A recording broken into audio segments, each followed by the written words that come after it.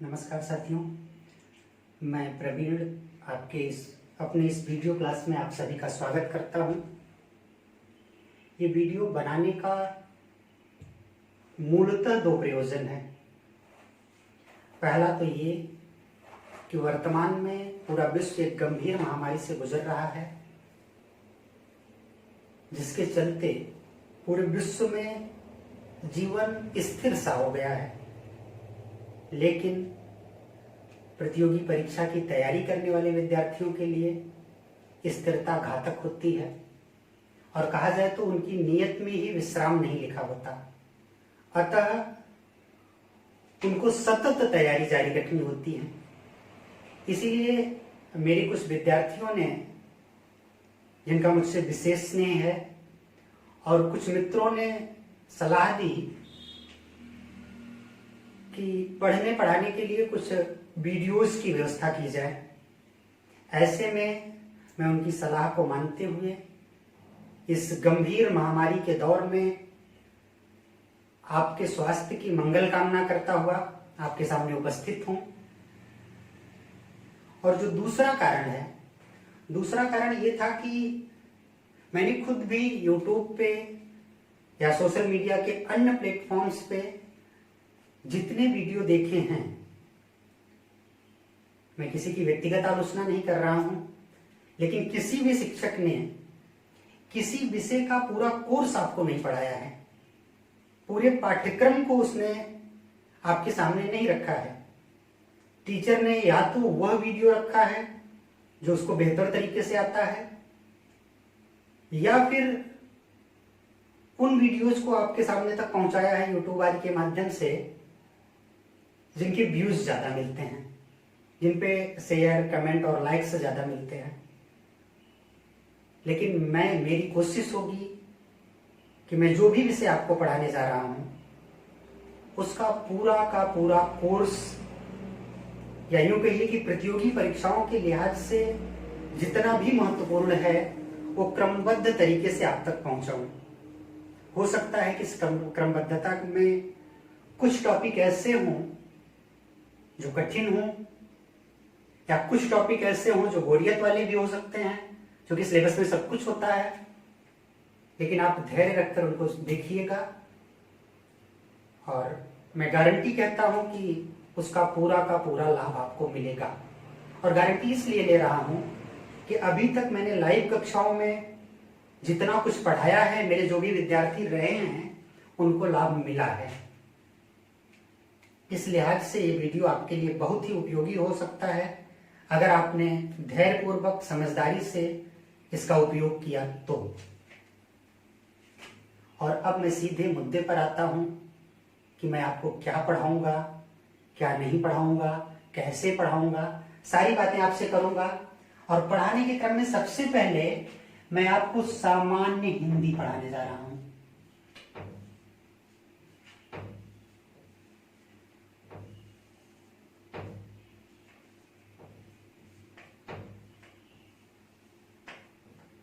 सामान्य हिंदी ये वो विषय है जो हर प्रतियोगी परीक्षा में, चाहे वह राज्यों की लोक सेवा आयोग की परीक्षाएं हों, चाहे संघ लोक सेवा आयोग की परीक्षाएं हों, चाहे विभिन्न एक दिवसीय परीक्षाएं हों, हर जगह एक निर्णायक भूमिका अदा करता है। यद्यपि संघ लोक सेवा आयोग की परीक्षा में विषय क्वालिफाइंग नेचर का होता है, सामान्य हिंदी का एक अनिवार्य प्रश्न पत्र होता है, वो क्वालिफाइंग नेचर का होता है। लेकिन राज्यों की लोक सेवा आयोगों की परीक्षाओं में, मतलब पीसीएस की परीक्षाओं में, इसके नंबर जुड़ते हैं। इसलिए यह विषय आपके चयन के साथ साथ आपके रैंक निर्धारण में महत्वपूर्ण भूमिका अदा करता है। और इसी तरह एक दिवसीय परीक्षाओं में, चाहे वह सिपाही की परीक्षा हो, चाहे दरोगा की परीक्षा हो, चाहे लेखपाल की परीक्षा हो, चाहे बीडीओ की परीक्षा हो, चाहे टेट सुपर टेट की परीक्षा हो, हर जगह इस विषय की अपनी उपयोगिता है और आपके चयन में यह विषय महत्वपूर्ण भूमिका निभाता है। इसीलिए हम इस विषय का क्रम से अध्ययन करेंगे। क्रमबद्ध अध्ययन में मैं फिर से दोहरा दूं कि हो सकता है कि आपको कोई विषय, कोई प्रकरण कठिन जान पड़े, लेकिन क्रमबद्ध अध्ययन से विषय की सम्यक तैयारी हो जाएगी, विषय का संपूर्ण ज्ञान और उसकी संपूर्ण समझ आप तक पहुंच जाएगी, जिससे बार बार आपको विषय को रटना नहीं पड़ेगा। अब मैं विषय की तरफ बढ़ता हूं और विषय के अध्ययन के क्रम में, सामान्य हिंदी के अध्ययन के क्रम में हम इसके पाठ्यक्रम पर एक संक्षिप्त नजर डालने की कोशिश करते हैं। और अगर हम सामान्य हिंदी के पाठ्यक्रम को विभाजित करना चाहें तो इसके दो भाग होते हैं मूलतः। एक इसका साहित्यिक पक्ष होगा जो आपकी परीक्षाओं के दृष्टिकोण से उपयोगी है, और मैं फिर से कह दे रहा हूं कि ये पूरा जो भी कोर्स आपके सामने है निःशुल्क है, और इसका उद्देश्य विषय की संपूर्ण समझ के साथ साथ आपको प्रतियोगी परीक्षाओं में चयन दिलवाना है। आपको विद्वान बनाना नहीं है, हिंदी में रिसर्च कराना नहीं है। इसलिए वे चीजें जो हिंदी साहित्य के विद्यार्थी के लिए आवश्यक हैं, मैं उसको आपके साथ नहीं साझा करूंगा। मैं सिर्फ उतना ही साझा करूंगा जितना आपके कोर्स के लिए उपयोगी हो, जितना आपकी परीक्षा के लिए उपयोगी हो, उसके अतिरिक्त तो कुछ नहीं। तो मैं कह रहा था कि सामान्य हिंदी के अगर पाठ्यक्रम को देखा जाए तो उसके दो पक्ष हो सकते हैं, एक साहित्यिक पक्ष, एक व्याकरणिक पक्ष।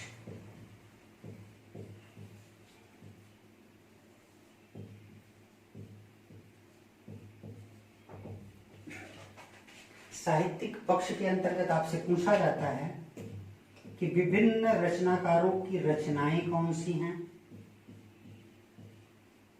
विभिन्न रचनाएं, या तो रचनाकार का नाम देके रचना पूछ लेगा, या रचना का नाम देके रचनाकार पूछ लेगा।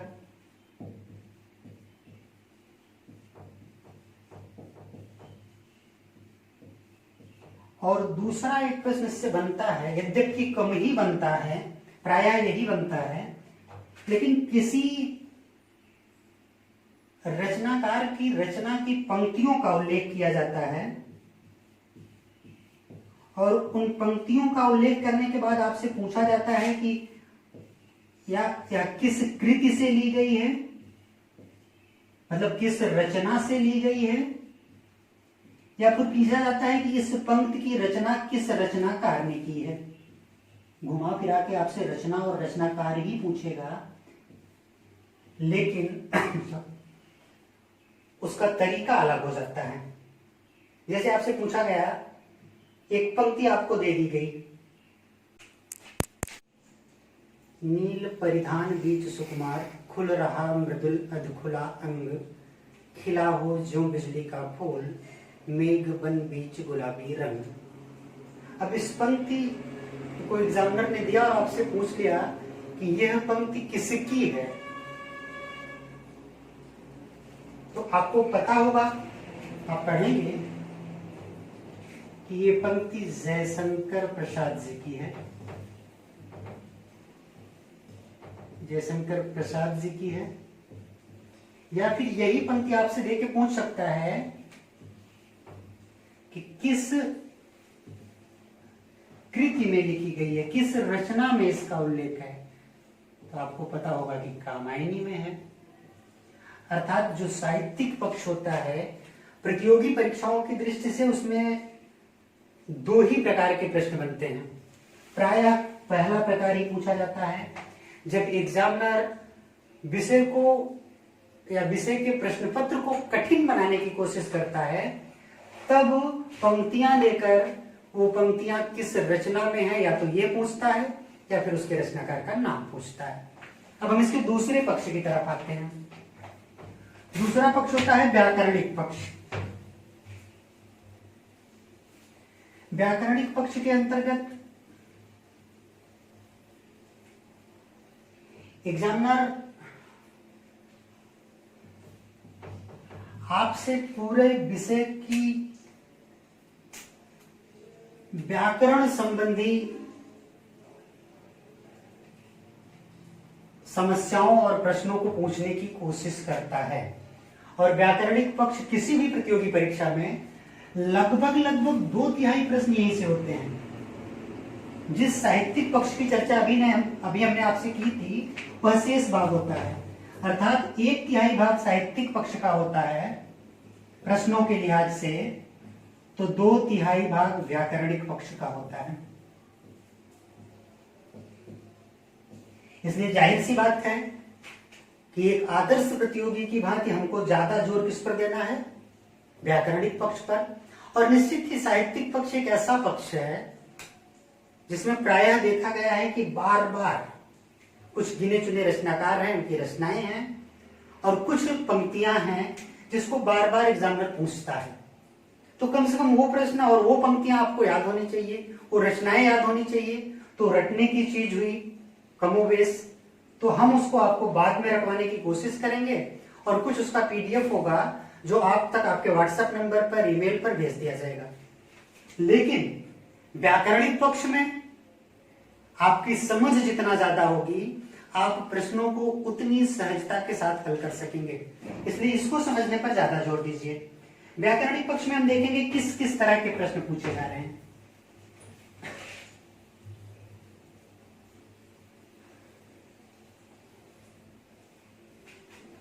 और सामान्य हिंदी का व्याकरणिक पक्ष जानने से पहले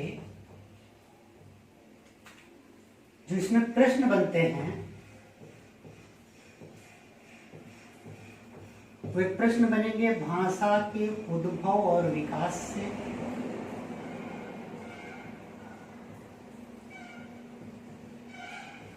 भाषा का उद्भव एवं विकास। और जब आपका उद्भव और विकास हो जाएगा तो किसी भी भाषा को समझने के लिए उसके मूलतः 4 खंड होते हैं, और फिर एग्जामिनर उन 4 खंडों से प्रश्न बनाता है। वे 4 खंड हुए हैं। हिंदी के लिहाज से आप कहेंगे तो हिंदी भाषा की वर्ण व्यवस्था से, अर्थात वर्णमाला से या ध्वनि संरचना से।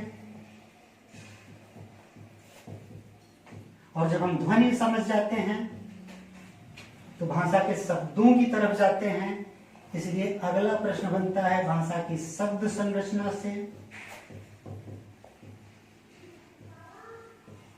और जब हम शब्द समझ जाते हैं तो फिर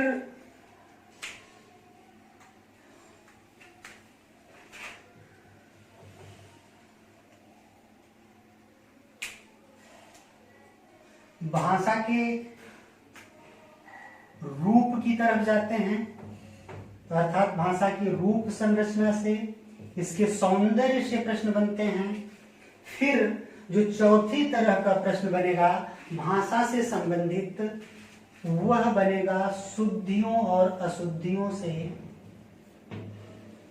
अर्थात भाषा में अशुद्धियां क्या हैं, शुद्धियां क्या हैं, और इसी को हम कहते हैं लिपि या वर्तनी से। अब हम इन चारों पक्षों में हिंदी साहित्य का पूरा व्याकरण समाहित होता है।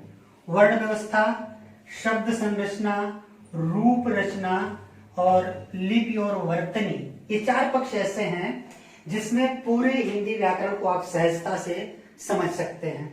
वर्ण व्यवस्था या ध्वनि संरचना के अंतर्गत हम पढ़ते हैं वर्णमाला, स्वर कितने हैं, व्यंजन कितने हैं, आयोग व ध्वनियां कितनी है, स्वर व्यंजन और आयोग वह कहते किसे हैं, इनकी रचना कैसे हुई। फिर शब्द संरचना के अंतर्गत हम पढ़ते हैं तद्दम, तद्भव, तत्सम, देशज, विदेशज, विलोम, वाक्यांश के लिए एक शब्द, पर्यायवाची शब्द, इस तरह के जितने खंड होते हैं वो पढ़े जाते हैं। रूप रचना के अंतर्गत हम रस, छंद, अलंकार, अर्थात भाषा के सौंदर्य या उसके रूप को बढ़ाने वाले जितने भी तत्व होते हैं उसको पढ़ते हैं। शुद्ध और अशुद्धि से संबंधित प्रश्न इन सारे खंडों का योग होता है। जब आप शुद्ध और अशुद्धि समझते हैं तो कहीं आपको लगता है कि लिंग संबंधी अशुद्धियां होती हैं किसी वाक्य में संज्ञा सर्वनाम जैसी अशुद्धियां होती हैं, ये सब हम शब्द संरचना में पढ़ेंगे, संज्ञा सर्वनाम लिंग ये सारी चीजें। तो जो आपने यहां तक पढ़ा है उसी का व्यवहारिक पक्ष होता है। तो हम एक एक खंडों पर विस्तृत चर्चा करेंगे, लेकिन उससे पहले हमारे लिए ये जानना आवश्यक है कि हिंदी भाषा का उद्भव और विकास कैसे हुआ। क्योंकि जब हम इसका जन्म समझ लेंगे तो इसकी सारी चीजें समझना और आसान हो जाएगा। भाई किसी व्यक्ति को समझना होता है तो हम कहते हैं कि भाई मैं उसको जन्म से जानता हूं, तो इसका मतलब क्या है कि हम उसको पूरी तरह जानते हैं, जन्म से जानने का तात्पर्य। इसलिए पहले हम हिंदी का उद्भव कैसे हुआ और फिर वो किस क्रम में विकसित हुई ये जानने की कोशिश करेंगे। उसके बाद हिंदी के जो चारों भाग हमने बताए, सामान्य हिंदी के व्याकरणिक पक्ष, उसको क्रम से जानेंगे। पहले हम इसका उद्भव और विकास देखते हैं। उद्भव एवं विकास।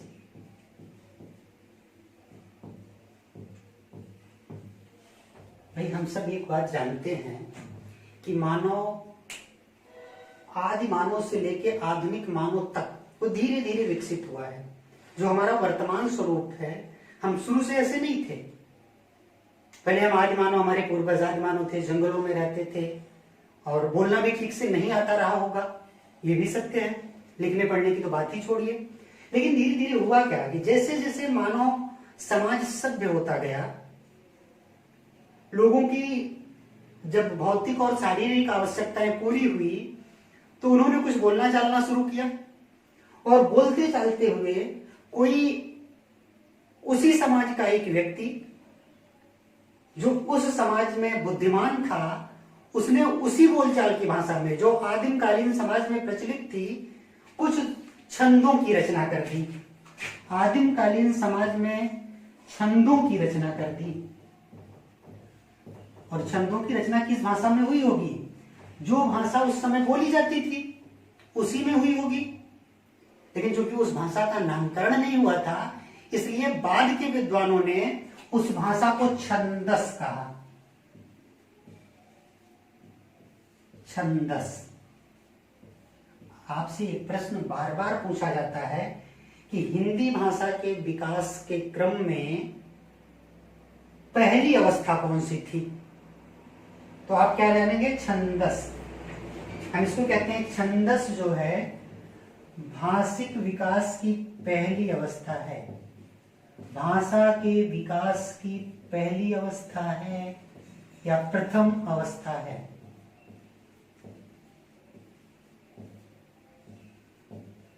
भाषा के विकास की प्रथम अवस्था छंदस। अब हुआ क्या कि छंदस धीरे धीरे प्रचलित होती रही। अन्य रचनाकार भी कुछ इसी भाषा में कुछ दोहों, चौपाइयों, छंदों की रचना करते रहे।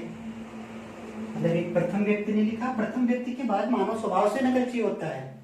आज यूट्यूब खोलिए आप तो 1000 कर मिलेंगे। तो धीरे धीरे लोग और भी इस भाषा में लिखते रहे। लेकिन फिर उसी में से कोई विद्वान निकला और उसने क्या किया, इस छंदस में थोड़ा सा सुधार किया, इसको संस्कारित कर दिया। संस्कारित करने का मतलब होता है कि अच्छा बना देना, सुधार करना, परिमार्जन करना। जब उसने संस्कारित और सुधार कर दिया तो इसी को संस्कृत कहा गया। अर्थात हिंदी भाषा की उत्पत्ति छंदस, भाषा की उत्पत्ति के क्रम में पहले छंदस फिर संस्कृत। अभी हिंदी भाषा की बात नहीं हो रही है। अब हम जानते हैं कि संस्कृत जो है सारी भाषाओं की जननी है और भारतीय भाषाओं की तो मानी ही जाती है, और किसी की हो या ना हो। भारतीय भाषाओं की मां कहा जाता है संस्कृत को। इसी संस्कृत से आगे क्या हुआ अब हम समझने की कोशिश करेंगे।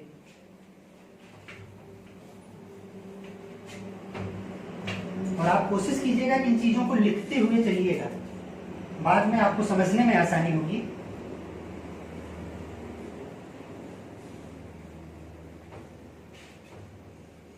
अब देखिए, आप छंदस आया, छंदस से संस्कृत आई, अब क्या हुआ, संस्कृत में भी फिर कुछ विशिष्ट विद्वान आए जिन्होंने इस संस्कृत में वेदों की रचना कर दी, और जो संस्कृत वेदों को लिखने में प्रयुक्त हुई उसे वैदिक संस्कृत कहा गया। वेद का मतलब जो हम पढ़ते हैं, ऋग्वेद, सामवेद, यजुर्वेद, अथर्ववेद। फिर कुछ संस्कृत आई जिसमें और साहित्य लिखे गए, उसको साहित्यिक संस्कृत कहा गया।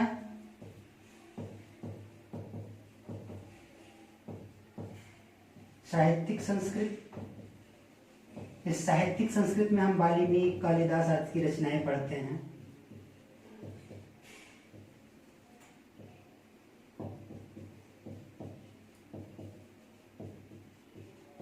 वाल्मीकि, कालिदास। और फिर जो तीसरा प्रकार है जिसको हम लौकिक संस्कृत कहते हैं, लौकिक संस्कृत का तात्पर्य है कि संस्कृत का वह स्वरूप जो आम जनों के बीच प्रचलित था, जो देसी रूप था, उसी को क्या कहा गया, लौकिक संस्कृत। आपने देखा कि संस्कृत 3 भागों में विभाजित हुई। एक वैदिक संस्कृत जिसमें वेदों की रचना हुई, ऋग्वेद, सामवेद, यजुर्वेद, अथर्ववेद आदि आदि। फिर साहित्यिक संस्कृत में विभिन्न साहित्यकारों ने, जैसे कि वाल्मीकि ने, कालिदास ने अपनी रचनाएं लिखी। और फिर लौकिक संस्कृत का तात्पर्य हुआ कि वह संस्कृत जो आम बोलचाल की भाषा में प्रचलित थी, जिसका प्रयोग सामान्य जन करता था।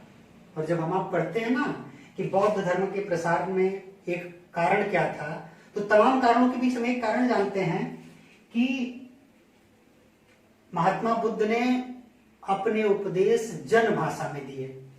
तो वास्तव में जन भाषा कौन सी थी, यही थी। बुद्ध के उपदेश इसी लौकिक संस्कृत में थे।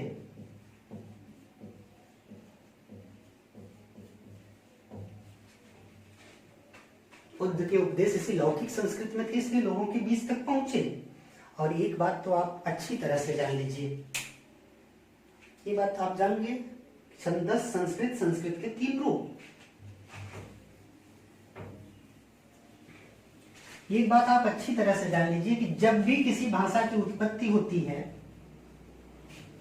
तो हमेशा उसके 2 पक्ष बनते हैं। एक पक्ष होता है उसका साहित्यिक पक्ष, जिसका प्रयोग विद्वान लोग करते हैं।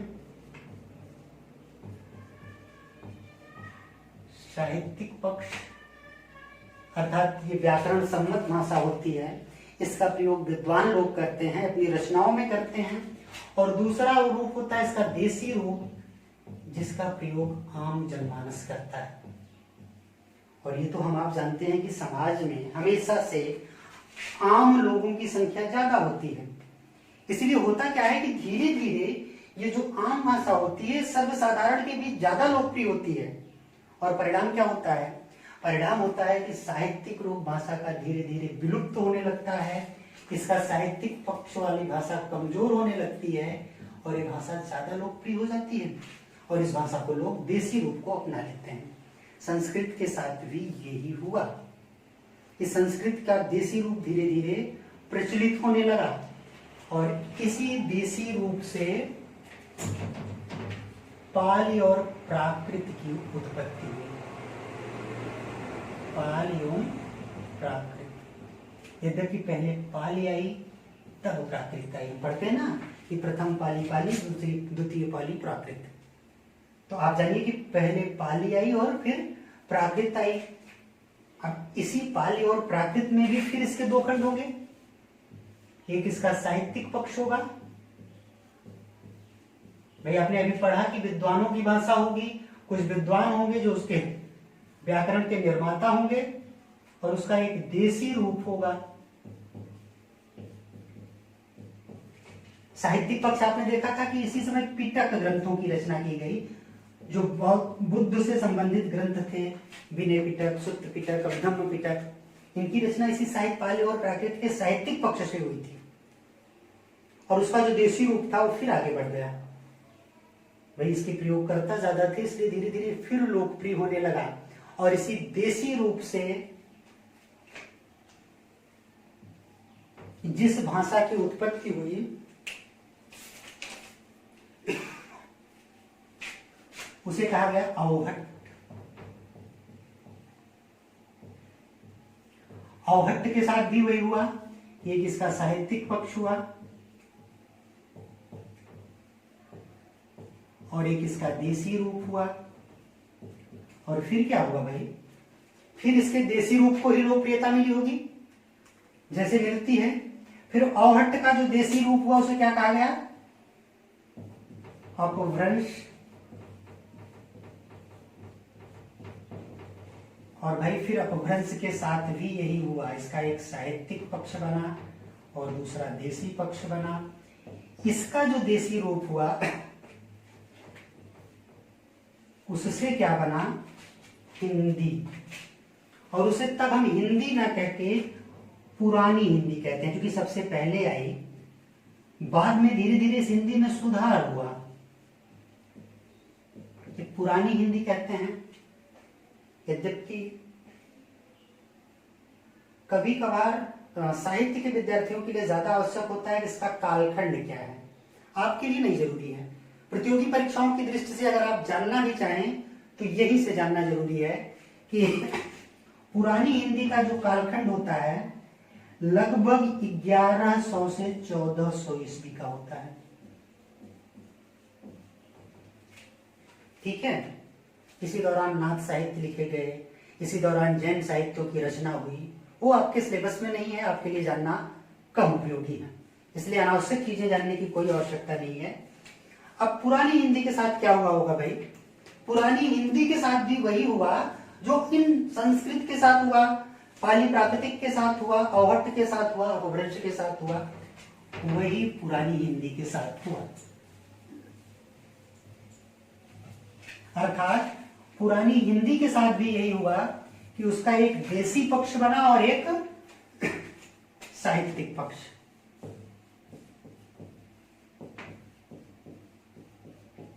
पुरानी हिंदी का एक साहित्यिक पक्ष रहा जिसमें साहित्य की रचना हुई और एक देसी पक्ष। इस देसी पक्ष में फिर सबको लोकप्रियता मिलने लगी। देसी पक्ष लोकप्रिय हुआ तो इसी को मध्यकालीन हिंदी कहा गया। मध्यकालीन हिंदी, और जैसे आपने जाना कि पुरानी हिंदी थी 1100 से 1400 ईस्वी, मध्यकालीन हिंदी को कहा जाएगा 1400 से 1800 ईस्वी। इस मध्यकालीन हिंदी में हम दो काल पढ़ते हैं हिंदी साहित्य में, भक्ति काल और रीति काल।